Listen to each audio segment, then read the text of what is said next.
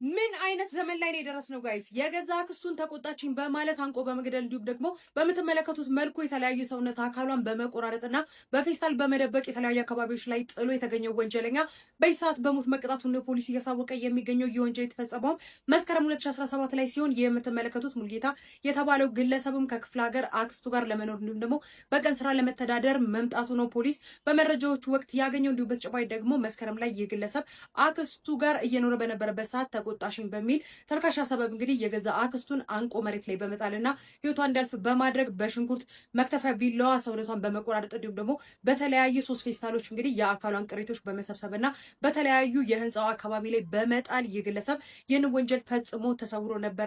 ፖሊስም ይህ መረጃ ከደረሰው በኋላ የግለሰቧን ወይም ደግሞ የሟቿን ማንነት እንዲሁም ተጠርጣሪውን በመለየት በጥቂት ሰዓታት ውስጥ ግለሰቡን በቁጥጥር ስር መዋሉ ነው እየተነገረ የሚገኘው።